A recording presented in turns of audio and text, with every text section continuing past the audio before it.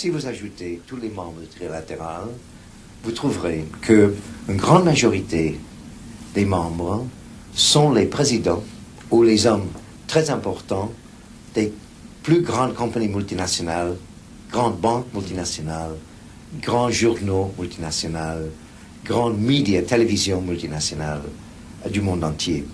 C'est quand même du haut que viennent les décisions et sans qu'on s'en rende compte tout de suite, tôt ou tard, je suppose qu'on en subit les contre-coups. Non ?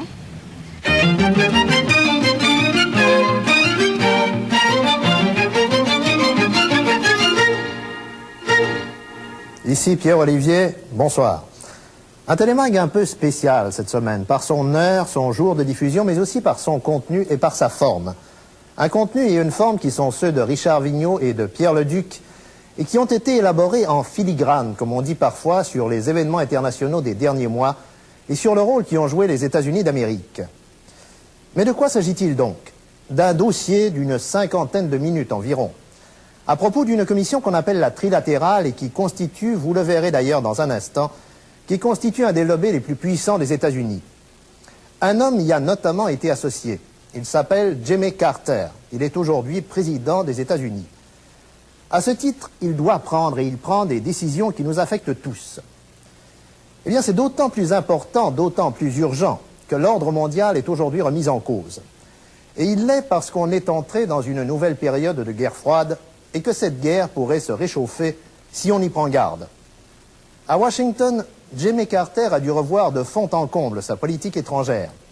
Il a même élaboré ce qu'on appelle déjà une doctrine Carter. La commission trilatérale était-elle en mesure de l'influencer?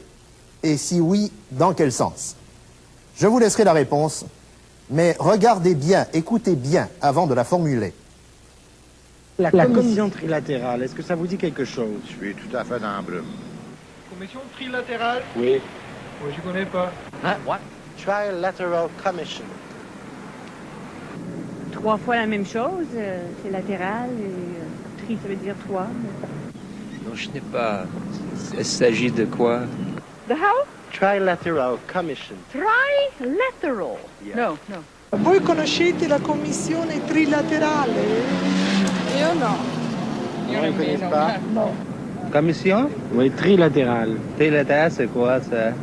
The Trilateral Commission, no, I'm sorry, I haven't. Perhaps you can tell me about it.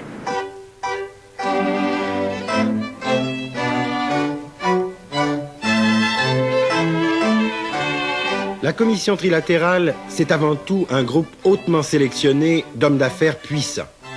Leur regroupement constitue l'instrument d'application d'une nouvelle doctrine politique, le trilatéralisme, destiné exclusivement aux pays industrialisés. La commission trilatérale n'est ni plus ni moins que le club privé des nations riches.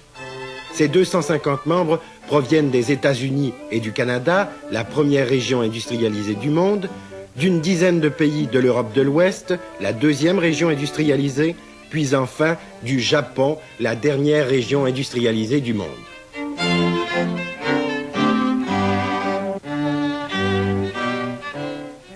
La commission trilatérale a été fondée en 1973 par David Rockefeller dans le but d'aider à solutionner les problèmes politiques mondiaux qui pourraient entraver l'expansion et le redéploiement des investissements des compagnies multinationales. Sa composition de puissants capitalistes fait de cette esquisse d'un futur gouvernement mondial un des lobbies les plus influents de la planète. En somme, le bras politique de la finance internationale.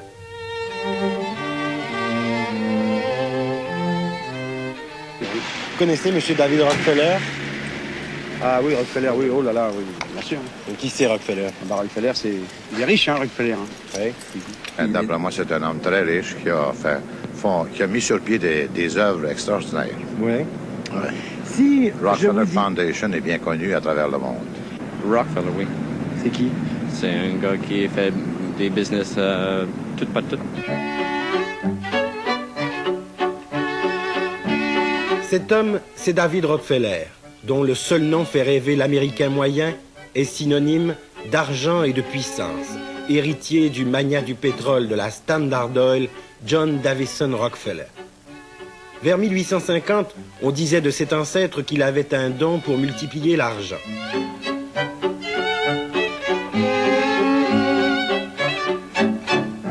À 65 ans, et avec quelques membres restants de la famille, David Rockefeller trône aujourd'hui sur une fortune incalculable.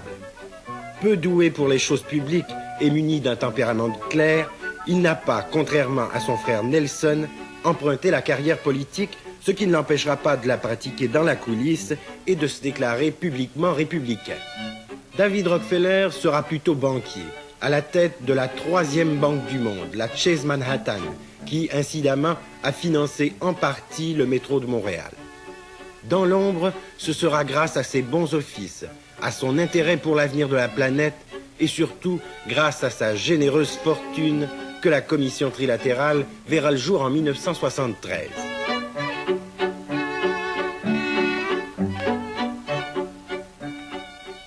J'avais l'impression que les gouvernements du monde devaient confronter tellement de problèmes, tellement de changements qu'ils ne pouvaient pas penser à l'avenir, qu'ils devaient seulement avoir à faire avec les problèmes du jour, et que par conséquent, ça pourrait peut-être être utile si les gens privés qui étaient bien renseignés des affaires du monde pouvaient se réunir pour réfléchir d'abord quels étaient les problèmes de l'avenir les plus importants et de faire les études et de prendre les conclusions et de les donner au gouvernement.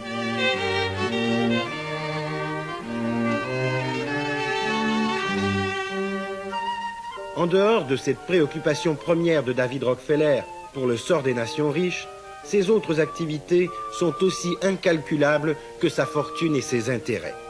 Ces derniers se répartissent dans une centaine de compagnies qui vont de Exxon à American Motors, en passant par Eastern Airlines, pour ne nommer que les plus importantes.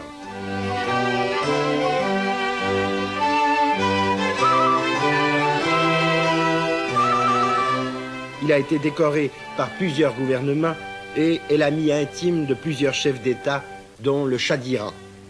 Enfin, il est le porte-parole de la finance internationale.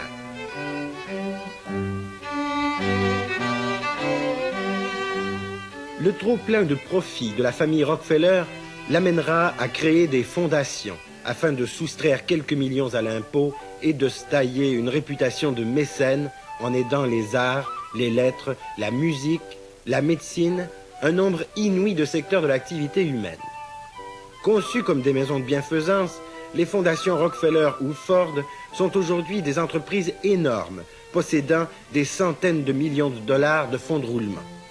Il est bien entendu que le fonds des frères Rockefeller va servir à financer la commission trilatérale, largement.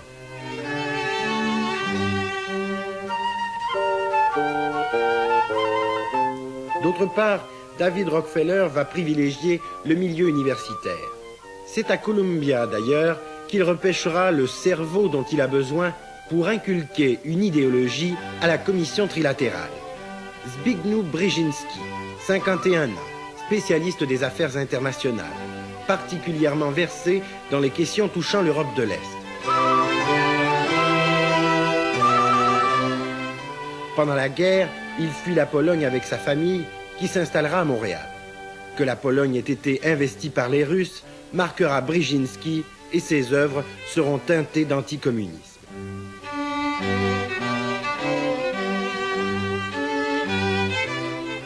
Diplômé de McGill, sa devise sera « Le bon droit assure la victoire ». Il s'installera par la suite aux États-Unis. Comme David Rockefeller, Brzezinski possède une vision planétaire de la politique.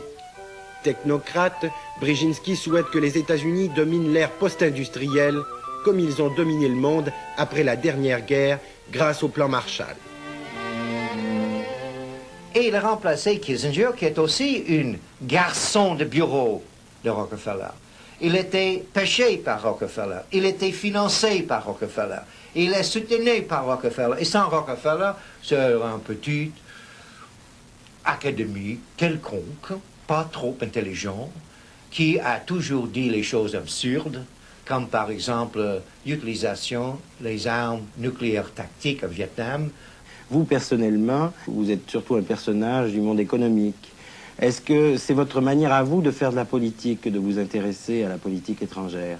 J'ai été banquier depuis 33 ans, mais une des raisons que ça a été très satisfaisant pour moi, c'est que les affaires bancaires, surtout dans une banque internationale comme la Chase, obligent un intérêt dans presque tous les secteurs, y compris la politique, parce qu'on ne peut pas agir dans les affaires bancaires dans les autres pays sans connaître les gens dans le domaine politique. Il ne gouverne pas, il dirige. Les gouvernants. C'est une petite différence, mais assez importante.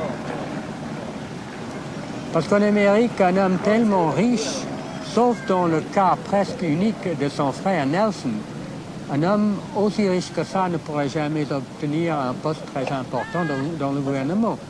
Et il semblait à des gens, soit du milieu politique, soit du milieu bancaire en particulier, j'ai appris ça depuis, qu'il y avait des problèmes d'ordre économique, politique, d'ordre de développement qui intéressaient les pays industrialisés, donc l'Europe, l'Amérique du Nord, le Japon, soit pour leurs relations entre eux et leurs relations vis-à-vis le reste du monde, que ceci était trop important pour qu'on le laisse seulement au gouvernement, trop important pour qu'on le laisse seulement aux initiatives individuelles, donc essayons de faire un cadre où des gens de bonne volonté, bien sûr des gens venant d'un groupe particulier, c'est-à-dire que des gens qui sont déjà en place, je ne dirais pas des nantis, mais disons des gens qui ont un certain pouvoir, vont se réunir pour discuter de ces questions-là, d'une part, et vont demander à des groupes de rapporteurs, d'auteurs, de préparer des études qui seront présentées au groupe, qui ne seront pas commanditées comme telles par le groupe, qui seront discutées par le groupe et ensuite publiées sous la seule responsabilité des auteurs.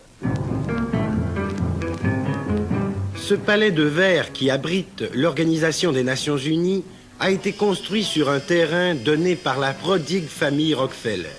Selon Brzezinski et son ancien patron, David Rockefeller, l'ONU est devenue le club des nations pauvres, où les États-Unis ont été trop souvent mis en échec.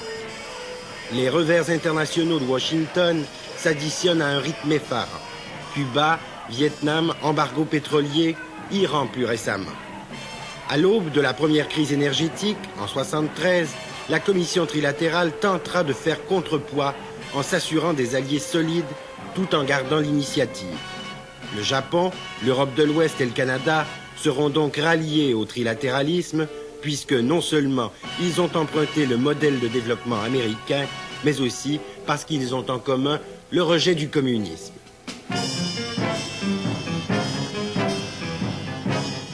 Les listes des trilatéralistes possibles seront élaborées ici, dans ce boardroom de la Chase Manhattan Bank à New York. Leur influence devra être énorme. En voici un avant-goût. Branche américaine. Bowie, directeur adjoint de la CIA autrefois. Caldwell, président de Ford Motor. Austin, président de Coca-Cola. John Davison Rockefeller IV, neveu de David et gouverneur de la Virginie de l'Ouest. Edson Spencer, président d'Honeywell et administrateur de la Ford Foundation. Rosa, vice-président de la Fondation Rockefeller. Wilson de Boeing. Et nous en passons des industriels, des sénateurs, des éditeurs de journaux et des universitaires.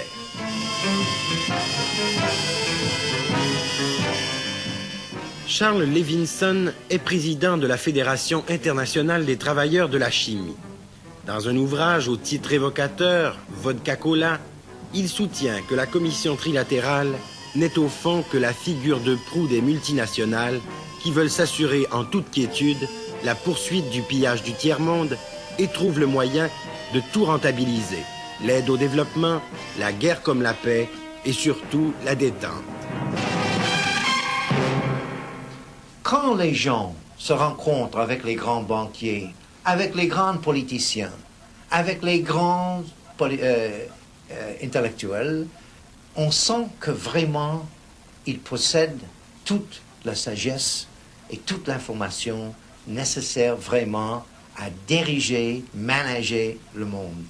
Et je pense que l'influence que ces gens ont existe pour la plupart parce que ce sont des gens qui étaient des gens intelligents, qui étaient déjà dans les positions d'influence et que leur influence n'est pas le résultat du fait qu'ils sont membres de la commission trilatérale. Il est vrai que dans les 3 régions, les gouvernements ont choisi parmi les membres de la commission pour participer dans le gouvernement. C'est vrai en Europe, où par exemple M. Raymond Barre est actuellement le Premier ministre de la France, était membre. Il y a aussi M. Karl Karsten, qui est à présent le président de l'Allemagne, était membre, même il était membre fondateur de la commission. Il y a M. Carter et beaucoup, évidemment, de ses... Oui, et c'est ça qui est le plus étonnant, si vous voulez, parce qu'il y a plusieurs membres de son cabinet qui étaient également membres de la commission. Et c'est une coïncidence. Entièrement, c'est coïncidence. Coïncidence. Jugez-en. Jimmy Carter, ancien membre de la commission trilatérale. Il est élu en 1976 président des États-Unis et recrute dans son équipe 19 membres de la trilatérale, dont Brzezinski, qui devient son conseiller à la sécurité. Mondale, vice-président des États-Unis. Blumenthal, ancien marchand d'armes, il est au Trésor américain jusqu'à l'automne dernier, où il a été remplacé par William Miller, l'homme des multinationales et des banques privées, favorable à la levée des contrôles sur les prix pétroliers et à la libéralisation du commerce international. Brown, secrétaire à la Défense, Cyrus Vance, secrétaire d'État, et Volcker, membre du conseil d'administration de la Fondation Rockefeller, est devenu récemment président du bureau de la Réserve fédérale. En dehors de la lutte à l'inflation, il se propose d'alléger les restrictions des opérations bancaires internationales. Il y en a 13 autres qu'il serait trop long de nommer ici, tous en congé de la trilatérale, à la tête des États-Unis d'Amérique. Je dois dire que M. Carter, qui était avant gouverneur de Georgia, ne connaissait pas énormément des gens qui avaient une connaissance des affaires internationales. Alors, il trouvait à la commission des gens qu'il constatait étaient bien préparés à cet égard. Alors c'était peut-être normal qu'il choisissait ces gens pour l'aider dans sa tâche.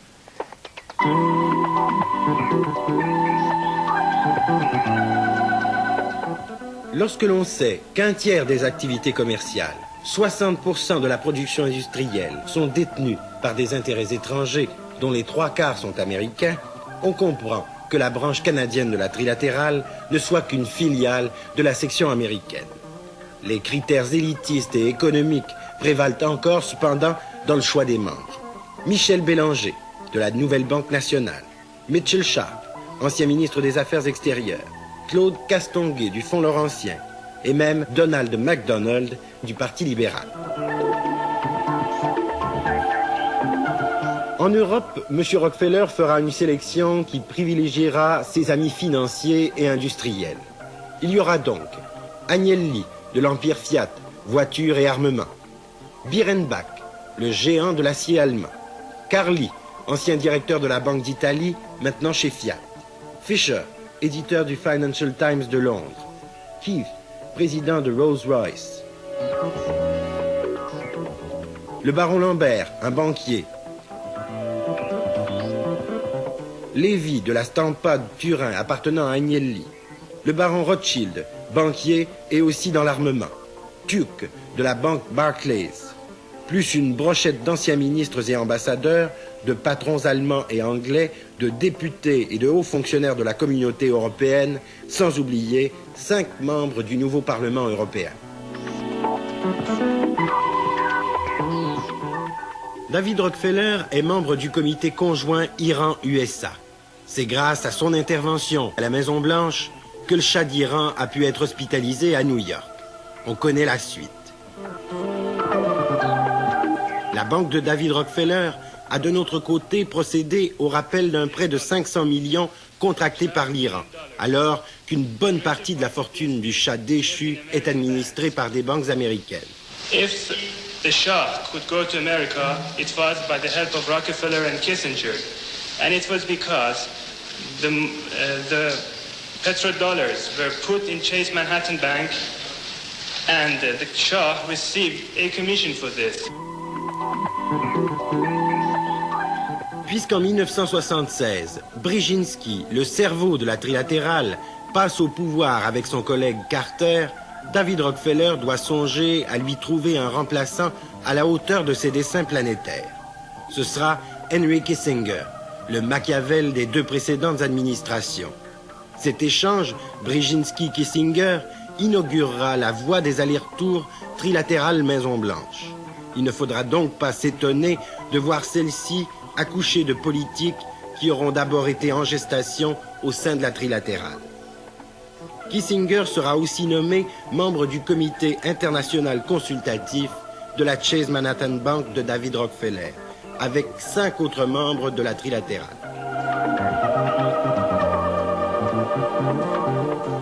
Un des objectifs principaux de la commission trilatérale a été d'intégrer harmonieusement le Japon dans le club des nations riches. La représentation japonaise au sein de la commission est à l'image de sa puissance multinationale. On y retrouve des personnalités de Japan Airlines, de la Banque de Tokyo, de Mitsui, de Nissan Motor, de Mitsubishi, de Toyota, d'Hitachi et même le président de Sony, M. Morita, qui prêche, entre autres choses, le réarmement du Japon et la création d'un complexe industrialo-militaire qui permettrait à celui-ci de posséder une monnaie d'échange avec les pays producteurs de pétrole dont il est entièrement dépendant. Jusqu'à après la dernière guerre, le Japon était l'adversaire.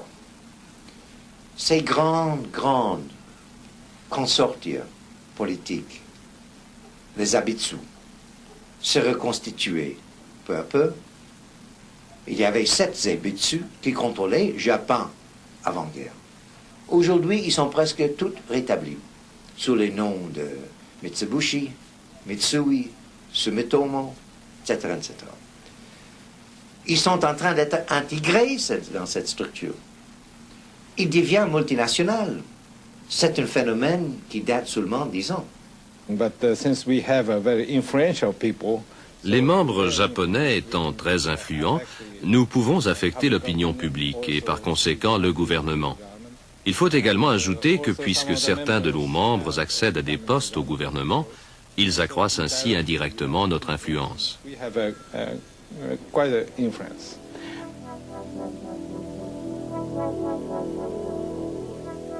Comme s'il avait eu besoin d'une caution, le grand architecte de la trilatérale a pris soin de recruter en minorité une brochette de sociodémocrates et de syndicalistes triés sur le volet, surtout en Allemagne et aux États-Unis. Il faut dire que la taille et l'importance économique de certains syndicats américains conduisent inévitablement leurs dirigeants à gérer leurs organisations comme des multinationales. Rien de surprenant donc de les voir concocter les desseins du monde avec leurs puissants employeurs, membres de la trilatérale. D'ailleurs, l'ambassadeur américain en Chine, Leonard Woodcock, c'était le président de le grand syndicat automobile et qui était membre de la trilatérale. Donc, et celui qui a apporté le soutien. Le syndicat d'automobile à Carter, avec la complicité de tout le monde, des plus antisyndicales des États-Unis, et pour cela, maintenant, il était payé à être nommé ambassadeur, le premier syndicaliste qui était là. But I am reassured by the certain knowledge. Prenons en exemple le cas de Lane Kirkland, devenu président récemment de l'AFL-CIO, cette énorme fédération américaine du travail, après en avoir été longtemps secrétaire. À 57 ans, Lane Kirkland est un membre assidu de la trilatérale. Il conseille souvent la Maison-Blanche. Lane, I think, has finally got across through the White House that they can have American labor as a partner, but a real partnership. Il est administrateur de la Fondation Rockefeller et a siégé à la commission d'enquête Rockefeller aussi sur les activités de la CIA. De son syndicat, il reçoit 100 000 $ par année, plus dépenses, plus limousine et chauffeur.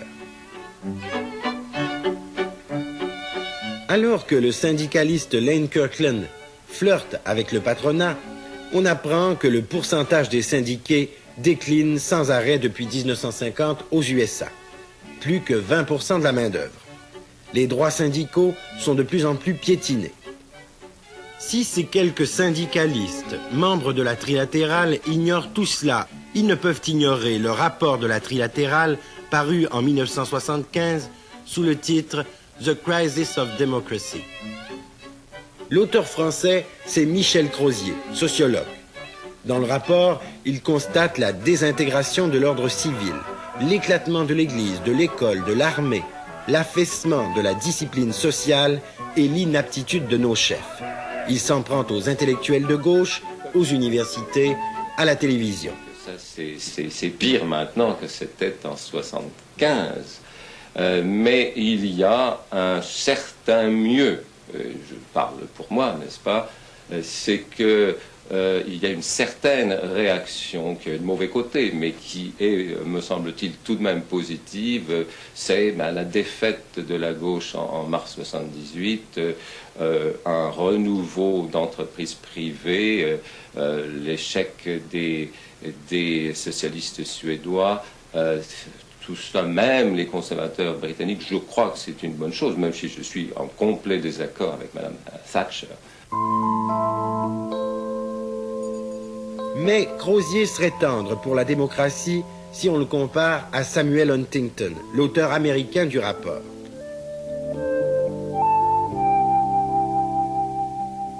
Samuel Huntington dirige avec Kissinger le Centre des affaires internationales de Harvard. On est donc en famille. Entre 68 et 71, il fut l'inventeur de la politique d'urbanisation forcée au Vietnam. 2 millions de paysans déportés dans des camps pour être mieux contrôlés.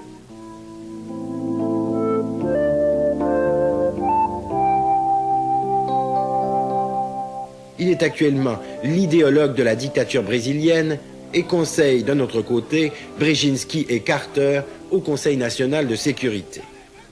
En 1975 donc, Huntington écrivait ceci pour la trilatérale. La capacité de donner des gouvernements diminue, de même que son autorité et par conséquent la puissance américaine.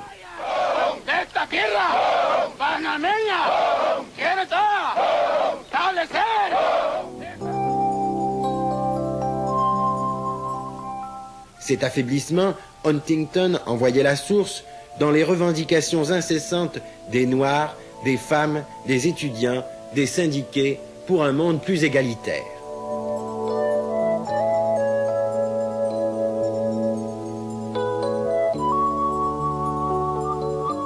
Il attaquait durement la presse comme élément déstabilisateur et allait même jusqu'à comparer le Congrès américain à une opposition communiste.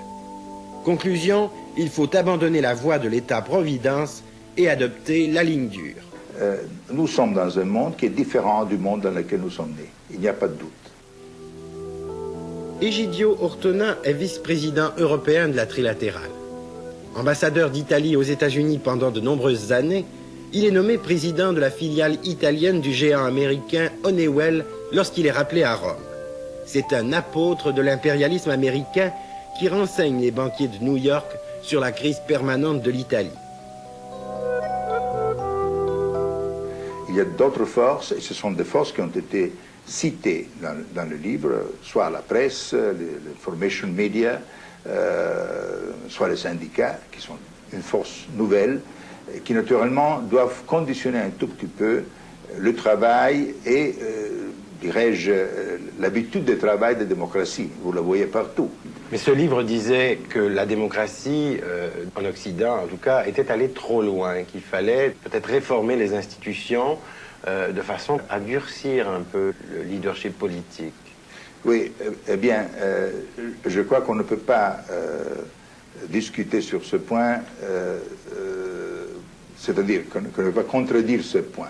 Que tous ces groupes, alors on cite les étudiants, les femmes, les minorités ethniques pour les États-Unis, etc., maintenant rentrent dans la vie politique d'une manière ou d'une autre, manifestations, candidats aux élections, ils sont présents. Et alors, les rapporteurs disent, si tout le monde présente des revendications et des demandes en même temps, le pouvoir central croule sous ces revendications et en conséquence, il y a multiplication des difficultés de gouverner. Les sociétés, dit la Commission, les démocraties occidentales sont devenues ingouvernables. Ce mot revient, je veux dire, le sous-titre d'ailleurs, c'est la crise de la gouvernabilité démocratie occidentale. Mais à l'aube des années 1980, croyez-vous que nos démocraties, les institutions surtout qu'on a connues jusqu'à présent, sont encore capables de gouverner? Ils ne gouvernent pas parfaitement, mais si on est intéressé à un gouvernement qui conserve les droits humains, il faut payer un prix. Et comme a dit M. Churchill, la démocratie, c'est le pire des gouvernements, sauf tous les autres. Et je crois que ça, c'est la conclusion qu'on a en tirée.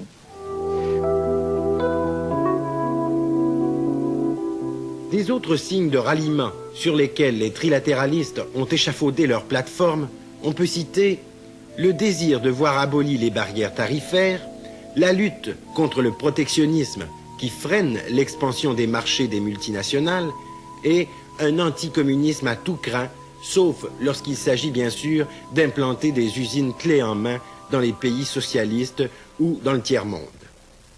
Un des points qui préoccupe beaucoup la Commission trilatérale, c'est ce qu'ils appellent les parties vulnérables du monde capitaliste. Et la partie vulnérable, c'est toute l'Europe du Sud, l'Italie, l'Espagne et la France. Alors pourquoi elle est vulnérable? Parce que ce sont des pays où il y a un courant révolutionnaire qui est puissant, qui s'exprime politiquement sous la forme d'un parti communiste, qui est très fort en Italie et en France et qui occupe une place importante en Espagne aussi. L'ambassadeur américain à Rome a déclaré que le gouvernement américain serait extrêmement préoccupé s'il y avait des ministres communistes dans les gouvernements des pays intéressés. Alors, ça n'est pas directement la trilatérale, c'est l'ambassadeur des États-Unis. Mais l'ambassadeur des États-Unis, il est membre de la trilatérale. L'ambassadeur des États-Unis à Rome. Donc, d'une certaine manière, on retrouve un peu l'ombre portée des idées principales de la trilatérale dans telle ou telle déclaration qui est directement politique et qui est, que je considère comme une ingérence directe dans les affaires intérieures des différents pays.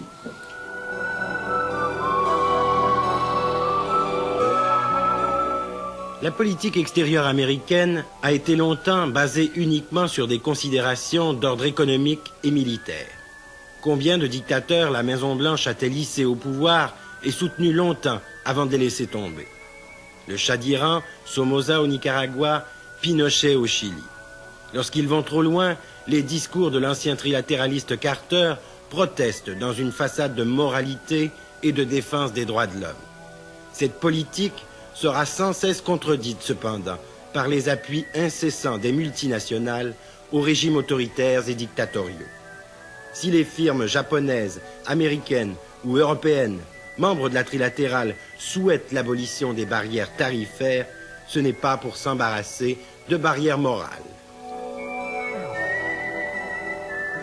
Beaucoup des grandes compagnies aujourd'hui, les trilatérales, étaient ce qui a permis Hitler d'arriver au pouvoir. Comme ITT, qui a fabriqué les avions qui m'ont attaqué 2 fois, et gagné le bénéfice déposé en Suisse pendant la guerre. IBM, où le père d'IBM, était décoré par Hitler personnellement pour son contribution, que son fils, aujourd'hui Thomas Watson Jr., vient d'être nommé ambassadeur américain à Moscou par Carter. Je me demande, est-ce que c'est pour servir les intérêts américains ou est-ce que c'est pour servir les grands investissements que IBM a dans l'Union soviétique et les autres pays? Basically, the multinationals have their own strategies and they have their own goals. Les multinationales ont leur propre stratégie, leur propre but, qui parfois ne visent pas les mêmes objectifs que les gouvernements. La plupart reconnaissent cependant que les multinationales sont en quelque sorte les citoyens les plus importants en ce qui concerne l'économie. Ils doivent donc voir au bien-être de ces multinationales. Par conséquent, cela occasionne des conflits d'intérêts au sein même de ces gouvernements. Après la guerre, l'explosion de multinationalisation de l'industrie et des banques a pris une telle ampleur que c'était évident qu'ils étaient forcés de considérer un jour l'établissement d'un pouvoir gouvernemental à l'échelle mondiale. Ils ne pouvaient plus être à la merci de le petit gouvernement national qui ne jouait plus, n'avait le poids, où le système économique national n'existait plus. C'était pour être exploité, mais ce n'était plus une référence. David Rockefeller participe aux réunions du Fonds monétaire international et de la Banque mondiale. Et une bonne partie des membres de la commission trilatérale financent les activités des multinationales et tirent profit des emprunts énormes des pays en voie de développement. Il contrôle la technologie, le capital et les marchés. Si vous étudiez l'histoire des États-Unis en ses relations avec l'Amérique latine, je crois que les Américains ont toujours cru qu'ils étaient très généreux, qu'ils étaient ces pauvres peuples qui n'avaient pas eu le bonheur d'être nés en parlant anglais et en vivant aux États-Unis. Mais malheureusement, les gens là-bas, s'ils ne voulaient pas être d'accord, il fallait leur mettre dans leur place.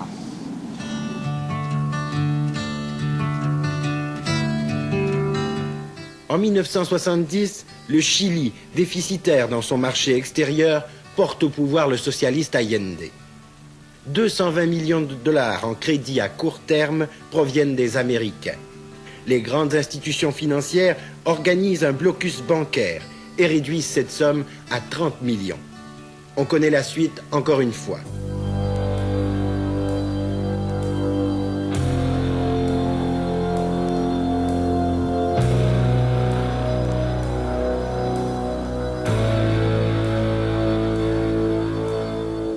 Avec la junte Pinochet, les grandes banques ont à nouveau investi les marchés chiliens. 2 milliards de dollars depuis 1973. La Chase Bank en tête. Depuis 1974, David Rockefeller demande à Washington de concentrer ses efforts d'aide au développement dans les seuls pays qui offrent des garanties de sécurité pour les multinationales, peu importe le régime.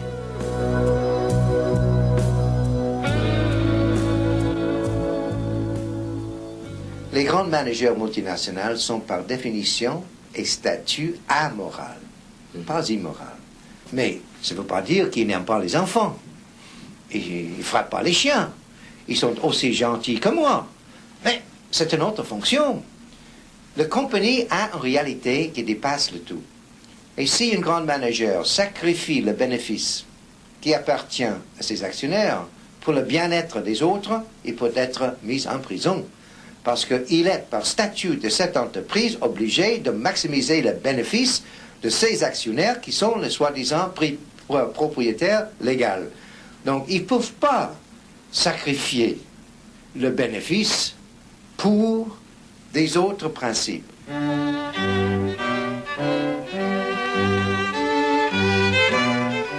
On s'imagine bien qu'un tel cercle de potentats, habitués à diriger, gouverner, ordonner et rentabiliser, ne se réunirait plus s'ils n'en tiraient quelques bénéfices. Voici, en quelques exemples, les dividendes qu'ont rapporté leurs lobbies sur les gouvernements des pays industrialisés. Ils ont influencé la politique de la Banque mondiale, qui a acquiescé à leurs recommandations de financer le doublement de la production du riz en Asie du Sud-Est. Les critiques des pays de cette région n'ont pas manqué de souligner les intérêts que les grandes banques vont trouver dans cette affaire de 54 milliards qui ne servira selon eux qu'à enrichir les riches des pays pauvres.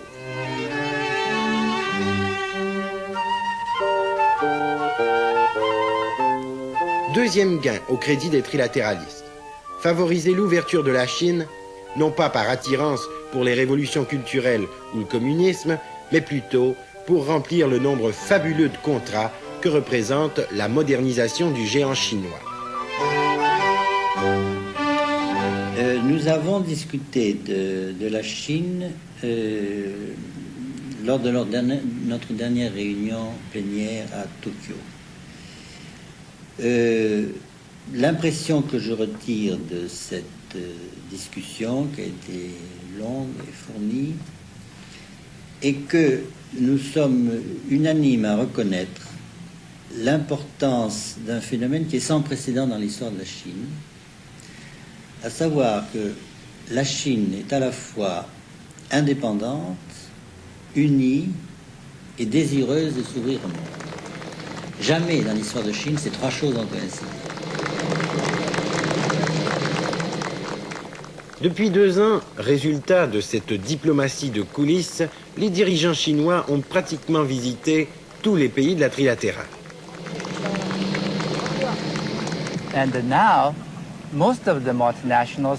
Et maintenant, les dirigeants des multinationales sentent le besoin de se justifier face à leur conseil d'administration s'ils se permettent d'ignorer le marché chinois. Ils doivent donc se décider rapidement, sinon ils risquent de rater l'occasion. Le capitalisme s'installe en Chine. Le capitalisme s'installe en Union soviétique, en Pologne, etc. Donc, cet vieux schéma intellectuel politique est terminé pour toujours et il y a une intégration de pouvoirs élitistes. Donc, la question n'est plus, comme dans le passé, la lutte entre la gauche et la droite, c'est la lutte en haut et en bas. Et ça, ils ont intérêt de continuer à vendre leur idéologie dépassée, morte, pour contrôler leurs propres clients. Parce que Brejnev a besoin du capitalisme pour justifier beaucoup de choses, et surtout l'autoritarisme et un grand budget militaire.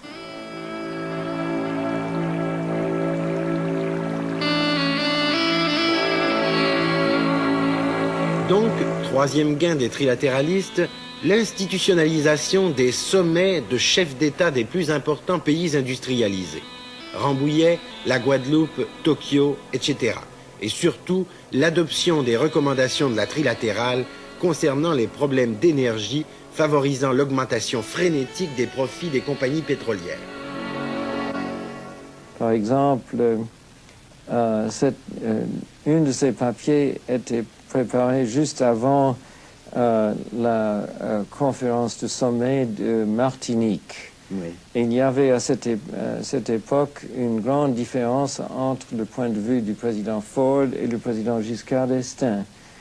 Le papier que nous avons présenté proposait une solution entre les deux qui était au fond adoptée à la conférence de Martinique. Un peu la même chose avec la dernière où notre papier avait proposé que les prix du pétrole aux États-Unis devaient être décontrôlés. Une chose que le président Carter a adoptée finalement. Je ne dis pas qu'il n'y avait pas d'autres personnes qui le conseillaient également, mais je crois que le fait qu'un groupe international comme le nôtre l'avait proposé, l'avait donné un peu de courage à le faire.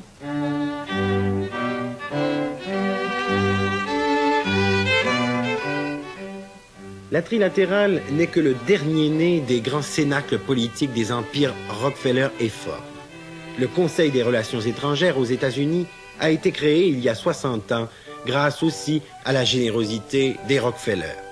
Dominé par 500 membres du big business américain et présidé encore par David Rockefeller, il a été le réservoir le plus important d'hommes politiques américains depuis le début du siècle. Sa devise pourrait être « Ce qui est bon pour General Motors est aussi bon pour l'Amérique ».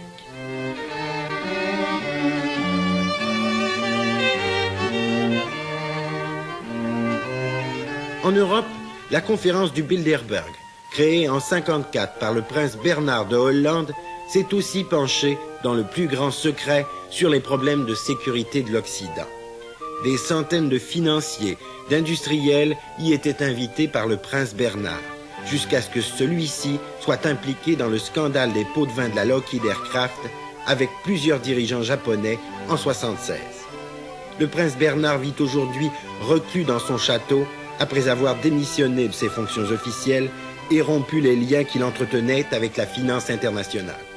Mais David Rockefeller veille au grain et est membre de l'exécutif du Bilderberg.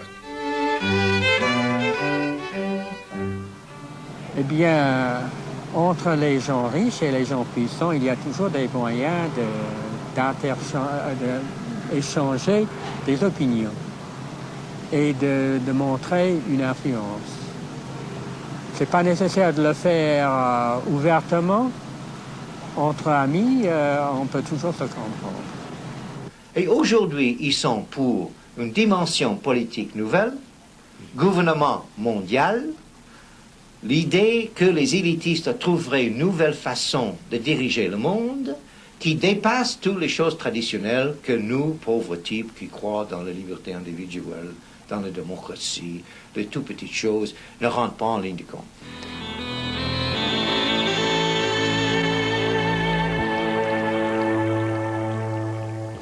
On s'aperçoit ainsi que dans leur vision globale et impériale de la planète, les grands de ce monde ont tissé un réseau de relations en circuit fermé, discret et élitiste, comme s'il n'y avait que les multimillionnaires et les industriels qui pouvaient avoir des opinions sur les problèmes du monde. Leur influence est telle qu'au bout de la chaîne, elle finit par nous atteindre tous.